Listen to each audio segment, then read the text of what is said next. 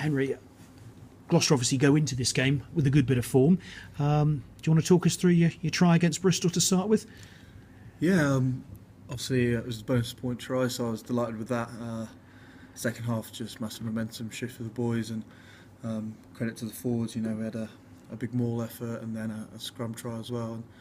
And no, it was nice to get the ball in hands in a bit of width, a bit of space, and a little step and got over. So I was happy with it, mate. Yeah. And you celebrated a fifth try the couple of weeks before, but you didn't celebrate a fourth try very well, very massively this time. Yeah, I was pretty tired at that point. There was a lot of kick chasing that game, so and the boys have sort of jumped on me before I had time to think about anything else. So, but now I'm happy with that.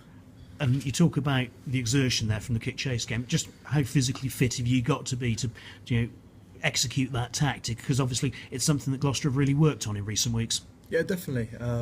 We feel that we can pressure teams, in down their end of the pitch, and it is really a 15-man effort, covering that ground once the kick's in the air and then putting pressure in their 22 and their half. So no, it's massive emphasis for us and something that we're still looking to build on. Because I suppose it's all very well wanting to play the attacking rugby, but you're better off playing it in the right areas of the field, aren't you? Which sort of has been a more pragmatic approach in recent weeks. It's sort of another layer you've added to it. Yeah, absolutely. We feel that if we can turn teams and get their forwards working, and that will apply to La Rochelle as well. They're a big pack, and if we can get them running back and forth in a kick chase battle, then we feel that we've got the fitness to stay in the game, and then when the right attacking opportunities come, rather than running against a brick wall, we'll have the skill and the execution to pick them off. So that's part of the thought process behind it. And you mentioned the size of La Rochelle's pack. Obviously, they're in great form in the French league as well. These two matches look really pivotal, don't they? Yeah, absolutely. Like you say, La Rochelle in a great place in the top 14. They've made some big signings, massive pack, and then some boys in the backs who've got some good footwork and skill. So we're going to have to be on a mettle if we're going to challenge them, but we're looking forward to it. How different are you expecting the challenge to be this year than what you faced last year against them? Like I say, they've made some decent signings. The likes of Victor Vito, he's a pretty special player in that back row. And their campaign in the top 14 sort of suggests that they're a bit of a different side. So we're going to have to be really up there if we're going to compete. But we're looking forward to it. And obviously Gloucester home first, which a different dynamic to last year when you faced them away first off and were able to really lay down a marker. I suppose onus on Gloucester this time to sort of make sure at least you get the better of them at Kingsholm. Yeah, definitely. It's nice to be back to winning ways at Kingsholm. In terms of game by game, we just want to keep that momentum going, and hopefully give the fans something to cheer about on Thursday.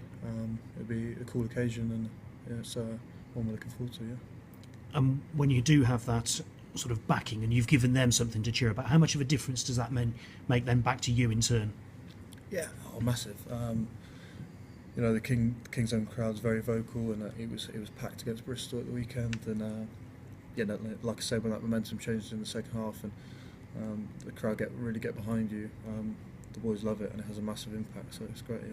And I suppose it's the sort of thing as well that can get you through a 5-day turnaround as well, because we've not even mentioned not a lot of time to prepare for this game. Yeah, it's a bit of a different challenge in that respect. Saturday to Thursday, so massive focus for the boys on recovering, a little bit of rest, but being professional with you, getting your massage in and stretching and whatnot, just to make sure your body's right, and mentally just making sure you're 100% switched on when we're doing the training like today. Make sure you know the stuff, because we haven't got loads and loads of time to get through it all, but we train well today, so I think the boys are in a good place.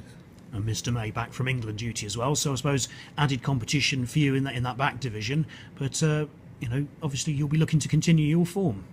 Yeah, I can only control the controllables. Johnny's played well at England, and he's a top class player. But I just got to look at myself and keep getting better, and training hard, and when I get my opportunities, just really push for that starting spot. And Johnny showed for England he can play on the right wing as well now, hasn't he? Yeah. I mean, he's a good player. He's he's good football all round. So although he didn't do too well on the flank, he went all right on the other wing. So I think most wingers would probably back themselves to play both wings. But yeah, no, he looked comfortable. It was good.